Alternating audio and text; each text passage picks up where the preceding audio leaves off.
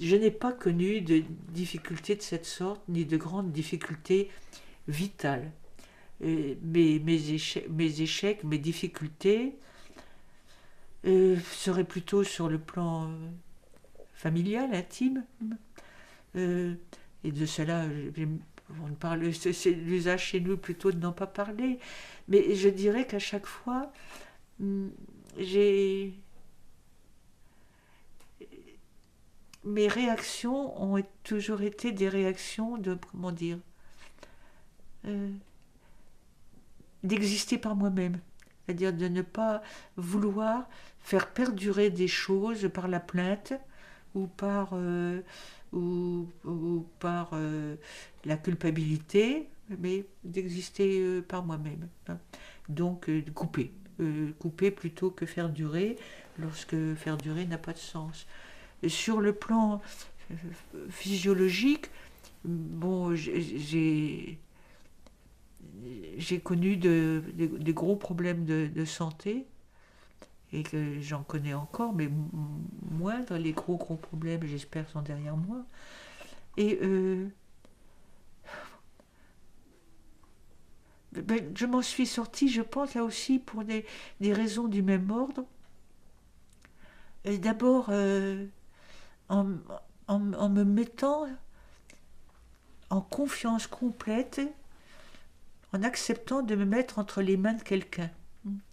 C'est-à-dire, non pas d'abdiquer tout libre arbitre, mais en me disant que ce médecin avait la compétence, avait l'empathie, enfin la sympathie nécessaire, et que ce qu'il faisait était pour mon bien. Donc, de savoir quand il faut, à un certain moment, dire je délègue, parce que c'est plus de ma compétence, mais j'y vais en confiance, et donc il ne peut ne m'arriver que du bien. Faire confiance. Faire confiance, c'est très important. Avoir confiance en soi, c'est fondamental. Faire confiance aux autres, c'est également fondamental. Et là, donc j'ai fait confiance à quelqu'un dans toutes les initiatives qu'il a prises, et je m'en suis sortie. Bon. Et puis, par ailleurs, et, ben, c'était avoir recours à l'imaginaire.